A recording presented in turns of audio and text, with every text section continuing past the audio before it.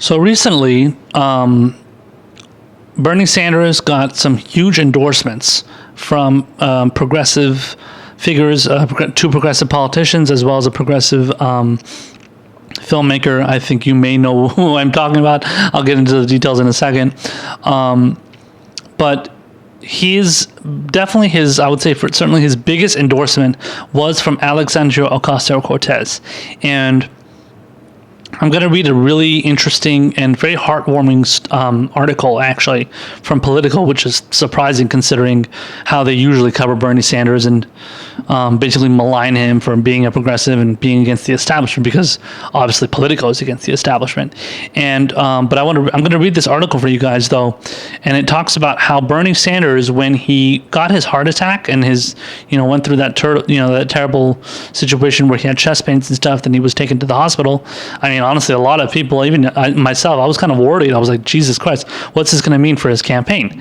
And a lot of people were scared, but then once we got, more of the news, we were like, okay, this isn't really that bad. When you look into the details of it, it's really not that bad, because he just, he had kind of an issue with his artery in his heart, and then he got 2 stents put in, and he's okay now. So he's even stronger than he was before, because leading up to the time, kind of the point that he had that blocked artery, he was obviously dealing with the symptoms and dealing with the issues of it, which is why he was tired and having chest pains, and this was largely because he was just spending so much goddamn time campaigning all over the freaking country. So he got, he obviously had some health issues from that. Now, honestly, that could probably happen to anybody, but is anybody else going out there doing 3-4 events per day? No. That's what Bernie Sanders was doing.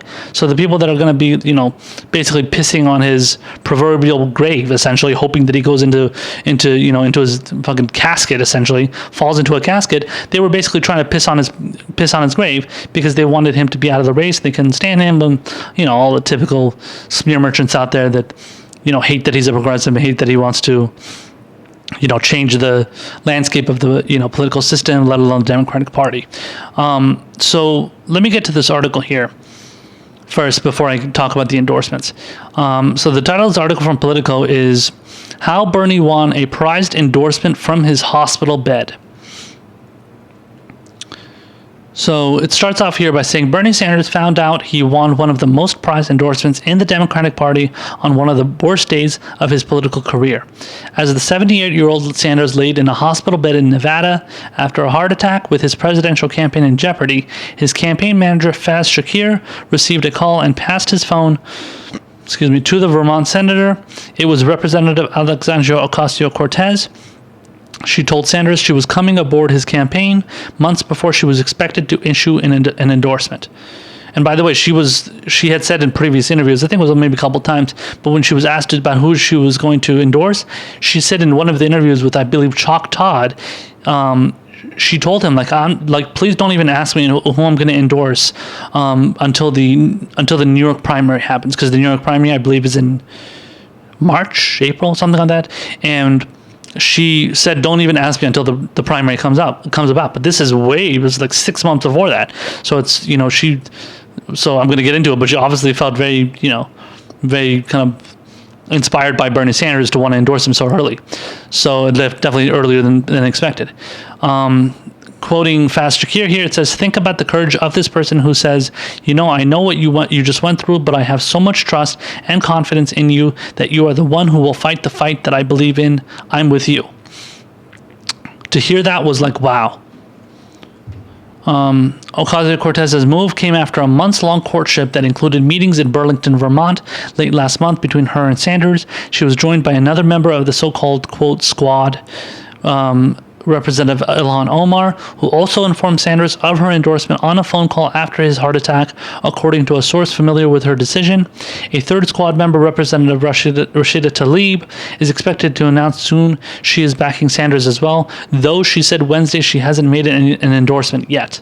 Yeah, that came out as a little bit of a surprising news. I heard from a friend of mine after myself and many others had heard about, Tlaib, Omar, and AOC endorsing him. She actually informed me and messaged me and told me that Tlaib was actually withdrawing her support, or at least not supporting him yet. So that's exactly what it's saying here too. Ocasio-Cortez's support is a coup for the Vermont senator and a setback for his liberal rival, Elizabeth Warren. It came at an opportune time for Sanders, whose campaign was thrown into uncertainty after he was hospitalized for a heart attack early this month. Even before that, Sanders had been overtaken by Warren in early state and national polls. Sanders' aides and allies did not hide their excitement. Some of them burst into tears and embraced one another after news of the endorsements broke in a Washington Post report. Wow, it's clear the endorsements really meant a lot to them. Let's see. So it's quoting Waleed Shahid, who is the communications director for Justice Democrats, who helped basically bring AOC, Omar, Tlaib, and a couple of others into Congress. It says the man who's really been building the movement for a long time is hospitalized with a heart attack. At his age, no one thinks that's a good thing for the campaign. To have an endorsement right now is to continue to say this is a campaign that's important to progressives and the Democratic base. Sanders and Ocasio-Cortez will make their debut together on the campaign trail Saturday in New York City. Their rally is certain to draw comparisons to the large crowd that greeted Warren in the city's Washington Square Park last month. It probably won't be their last event. The teams are discussing more rallies across the primary states. We certainly hope that she will be campaigning throughout the fall with the senator, said Sanders Senior Advisor Jeff Weaver. By the way, yes, they ended up having an event in Washington. Was it Washington Square Park? No, I think it was in Queens. It was in Queens, I believe, and between 25,000 and 33,000 people showed up at the event for Bernie Sanders, where it was basically his Bernie's back. It was hashtag Bernie's back. And that was his reintroduction onto the campaign trail. And there was tons of people out there. It was amazing how many people had showed up. It was just crazy. And it just showed how much people were truly backing Bernie Sanders and, still behind him in this campaign. They, had no intention to leave his campaign or stop supporting him. So it was really, really inspiring to see. And, all Bernie's surrogates, obviously AOC was there. I believe Ilhan Omar was there as well. Nina Turner was there. Carmen Yulise, I forgot her full name. Carmen Yulise, I believe. She's the governor of Puerto Rico. She was also there too. So it was really big. So, and Michael Moore was there too, by the way. He's the other person that I referred to, the filmmaker, the progressive filmmaker that endorsed him. So we'll be getting to that in a second. Let me just finish off this article here. But it says, asked about the endorsements of CNN following Tuesday night's debate, Warren said, "Look, I have greatest respect for all three of these women. I think they are terrific, and here's what I know for sure. When this primary is over, we are all going to be on the same side." Her campaign declined to further comment. Sanders' aides sensed that Ocasio-Cortez's endorsement was within reach after she traveled to Burlington in late September to talk with Sanders and his team about her priorities, especially the Green New Deal. It's not clear who proposed the meetup in Vermont, but Shakir scheduled an hour-plus brunch between Ocasio-Cortez and Sanders. Shakir joined them, as did Jane Sanders and an aide to the Congresswoman. "I remember when they sat and talked to each other, it just felt like people who just know each other and understand each other," Shakir said. "They have been to some degree within their own caucuses, whether it's the House caucus or the Senate caucus, made to feel that there are outsiders looking in. And I think they find a common bond in that we are in a struggle where even the establishment of the Democratic Party doesn't always appreciate how we are approaching these issues." Omar, meanwhile, told her fellow squad members that she had decided to endorse Sanders shortly after laying out her criteria for a candidate at the People's Presidential Forum in Iowa last month, according to the source familiar with her decision. "She had been thinking about joining Sanders for some time," the person said, "and talked with her allies about the importance of not following the polls, but instead endorsing a candidate based on the issues." Kudos. Thank God for somebody like that to do that. The hospitalization raised the stakes a lot emotionally and politically, said Alexandra Rojas, the executive director of Justice Democrats. "They are all movement people. They are all organizers at heart, and they were inspired by what he started in 2016, she said of the members of Congress who endorsed Sanders. Warren's foreign policy, which is seen by some progressives as more hawkish than Sanders's, was a factor in Omar's decision to endorse him over the Massachusetts senator. In a video released Wednesday, Omar said Sanders is the only candidate that wants to make sure that we end our endless wars. I'm going to be playing the long version of that clip in a bit. So let me just read these last few paragraphs here. It says, Omar is planning to hit the trail for Sanders, and the senator is looking to do a future rally with Tlaib, whose district is in Michigan. Sanders announced Wednesday that he is joining Tlaib for a tour of her district later this month. Yeah, so I'm guessing Tlaib is probably going to endorse him then. He pulled off an upset victory in the state in the 2016 primary, in part because he won over huge swaths of Muslim voters. Wow, there you go. And I guarantee he'll win it again, by the way. Don't be surprised if he wins it again, for sure.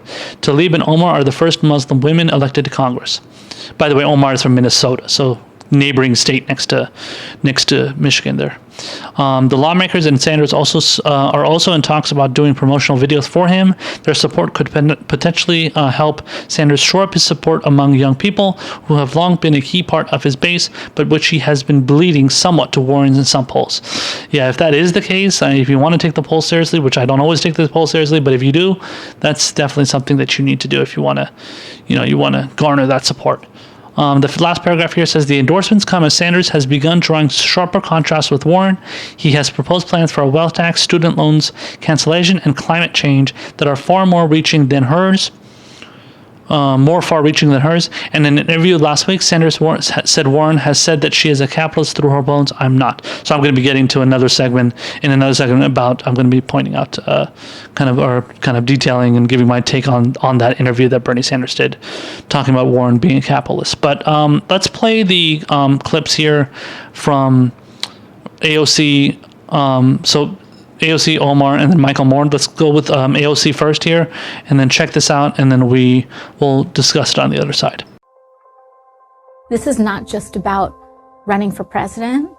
This is about creating a mass movement of working class people. The first time I ever heard about Bernie Sanders was when I was a waitress in a Greasy Spoon diner type of restaurant in downtown Manhattan. And I had been working 12-hour days. I didn't have health insurance. I was being paid less than a living wage.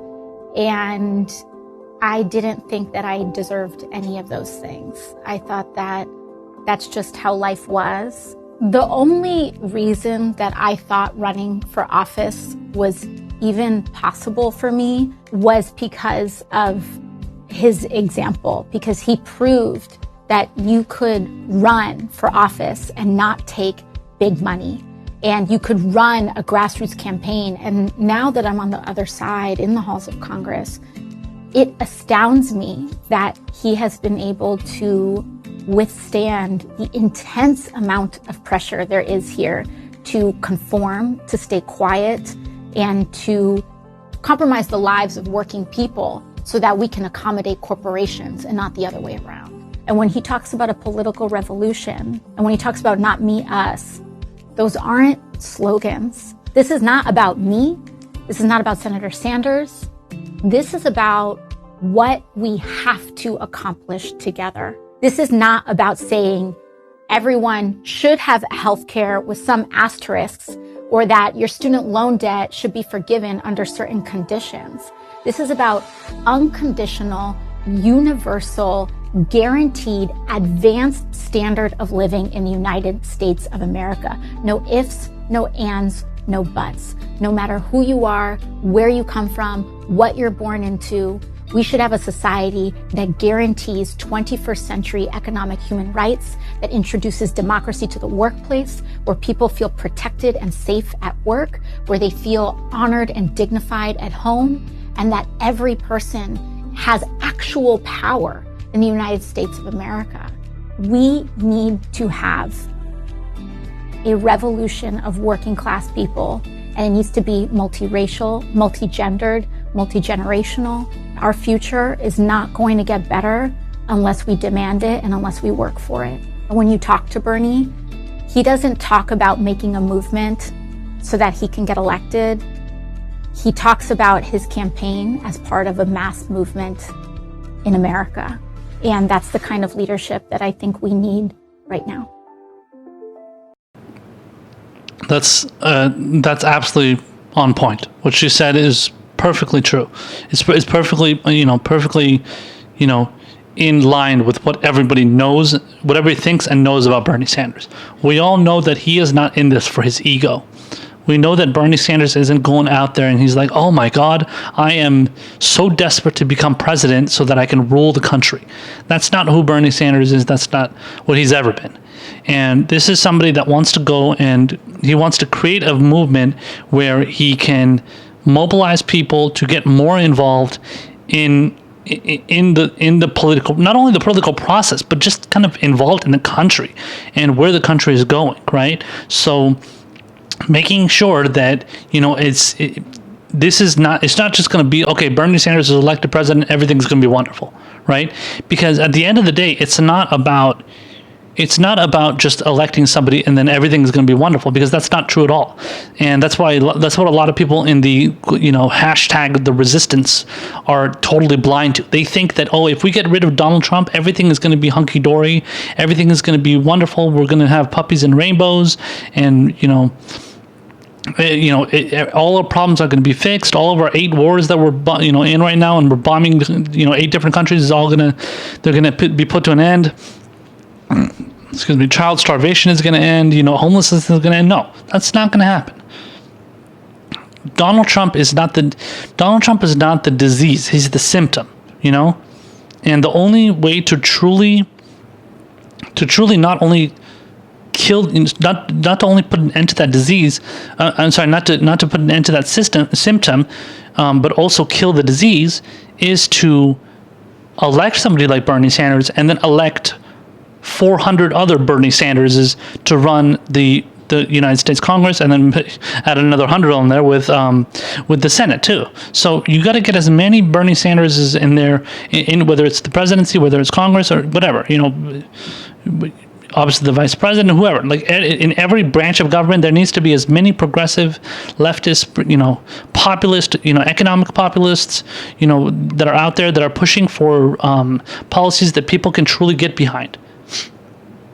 So instead of just wanting to just get somebody elected, we need to actually go out there and push for somebody that is going to truly, change the system and make it better than it is right now, because it's not good right now. We're not going anywhere right now, whether it's under Trump, whether it was under Obama, whether it was Hillary Clinton president right now. Nothing was going to go anywhere unless we were going to have an actual political revolution, as she says there, because that's the only way we're going to get things done in this country. So the next clip is from Ilhan Omar, and this is where she's giving her take on why she's supporting Bernie Sanders. And then so check this out, and then obviously she goes into detail. So check this out, and then we'll talk about it on the other side too. I am so proud to endorse Senator Bernie Sanders for president. Senator Bernie Sanders is the only candidate that has built a movement and continues to build a movement that transcends gender, ethnicity, religion, and we know that in order to take on Trump, we're going to need a unifier, someone who understands what the fight looks like, and someone who is ready to defeat him. I'm one of the people that was inspired by the movement that the senator has built. There was an America that I dreamed about. There's an America that most people believe in. It is an ideal. It's not reality yet. And he started the work of organizing for that America. And that has inspired me to get involved and run myself to help others also organize for that America. One of the amazing things I think about the senator is that he understands we have to find solutions to our greatest problems. We don't wait for what the poll numbers are on proposing a particular solution. The senator is the only candidate that is proposing a complete cancellation of student debt. The senator is the only candidate that is proposing to provide universal school meals. The senator is the only candidate that wants to make sure that we end our endless wars and will fight for human rights and hold everyone accountable regardless of whether they are an ally or a foe. The senator is someone who understands that our movement isn't just for few, it's for everyone. The senator is the only candidate that isn't about leaning a particular way, but being true to yourself and fighting for what you believe regardless of what the obstacles are. This is not just the fight for our lives, this is the fight for our democracy, this is the fight for a better future, one that we can all be proud of.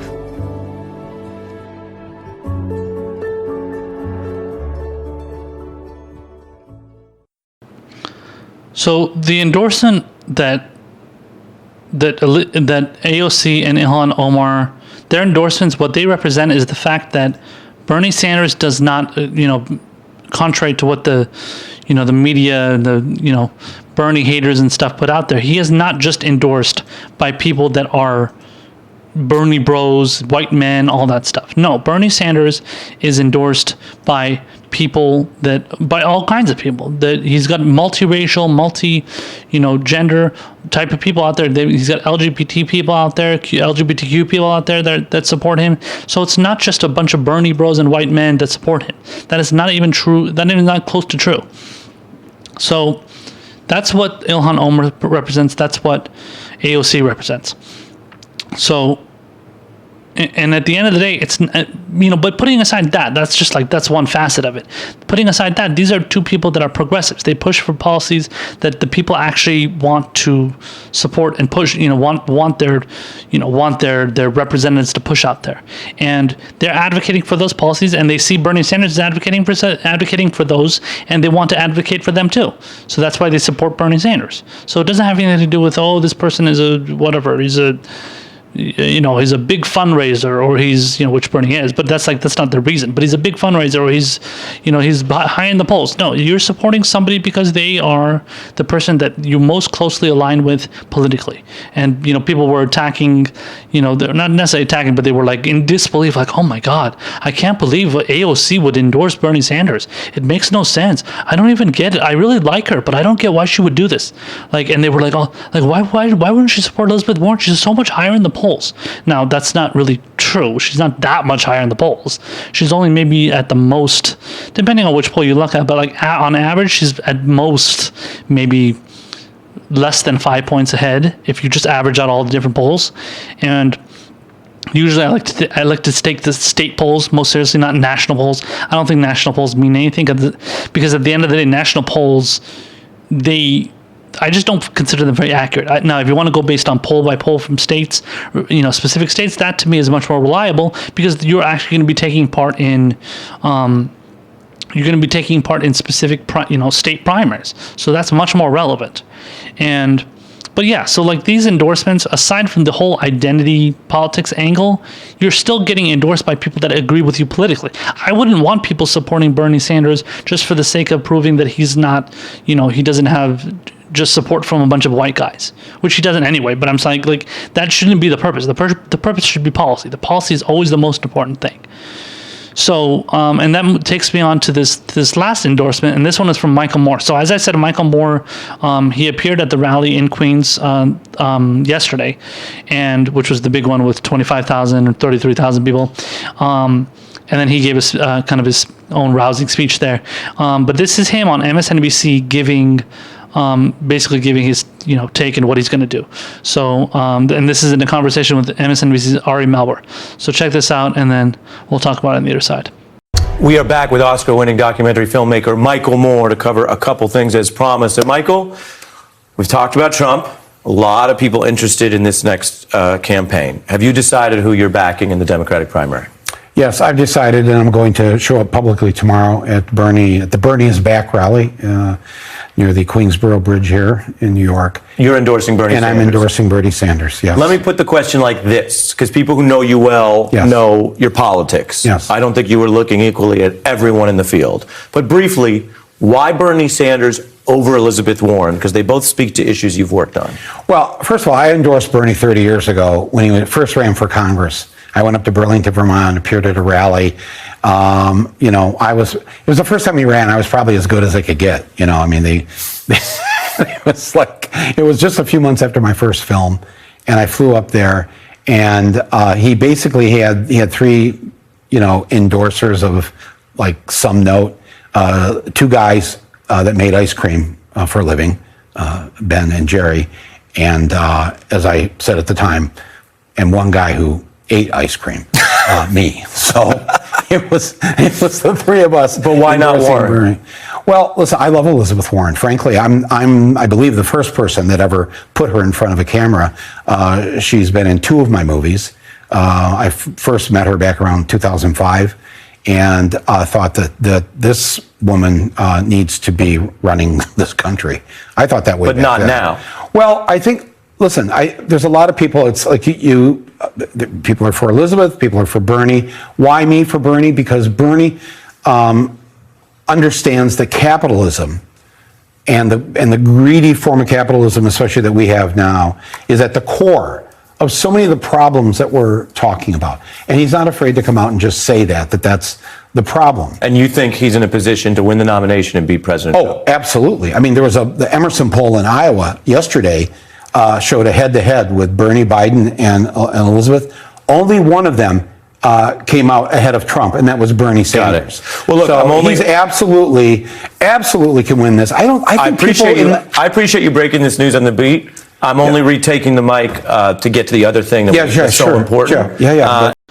So yeah, that's that was a great reasoning for what what Michael Moore said for why he's supporting Bernie Sanders over Elizabeth Warren. So that's, I mean, honestly, like a lot of Bernie Sanders supporters, and this is something we're going to be getting into more details, with Bernie himself, but, a lot of things that people have been hoping for Bernie to detail is the fact that capitalism, the system of capitalism is currently responsible for destroying what are, not only destroying our democracy, but destroying just the country as a whole, and just like suppressing more people, financially and just in their regular lives. The whole existence of capitalism is to make more and more profit.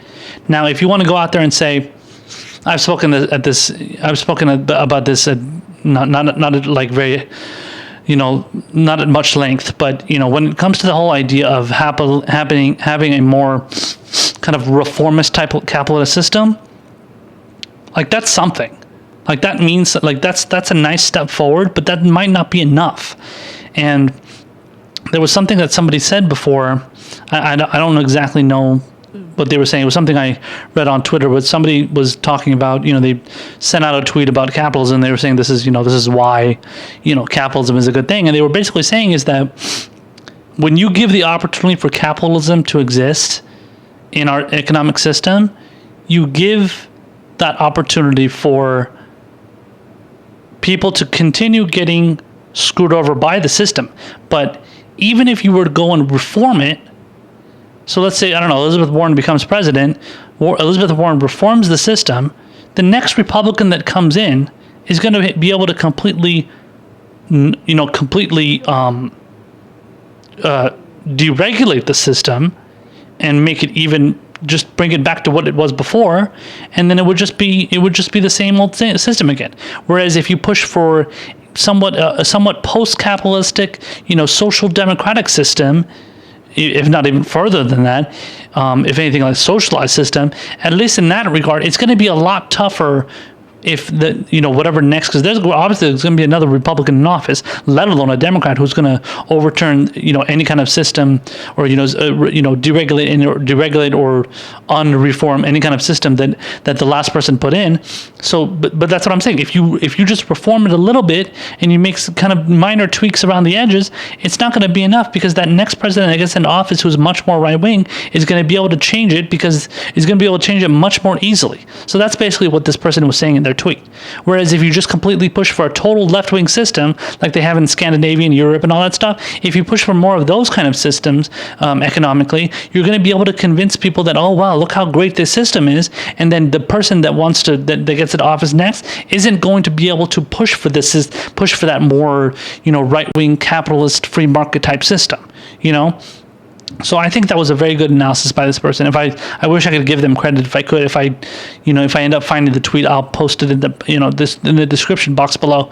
But I think that was the best argument that really convinced me to support the idea of a post-capitalist system.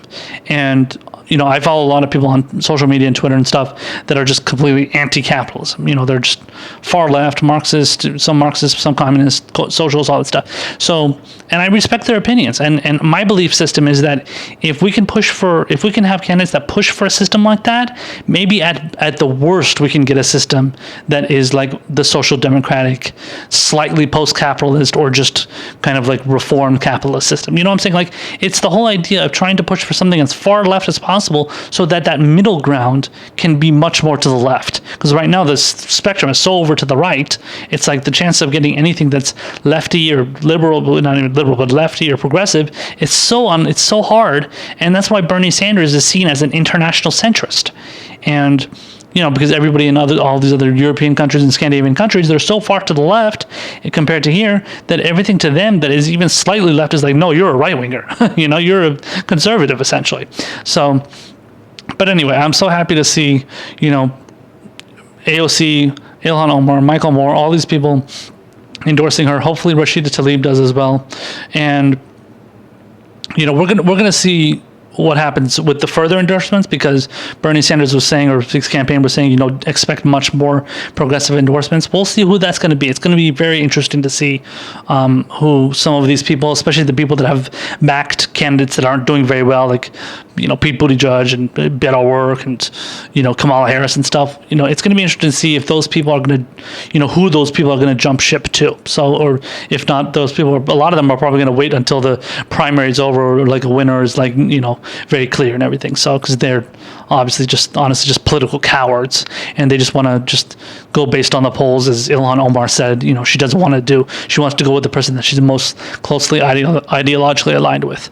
So those, AOC, Omar, and Michael Moore are very, very brave in their stance to take those positions that they did. And the reasons that they gave her why they supported Bernie Sanders is exactly why the rest of us support Bernie Sanders. And that's why what they say speaks to progressives and leftists like myself and all the people that I am aligned with as well.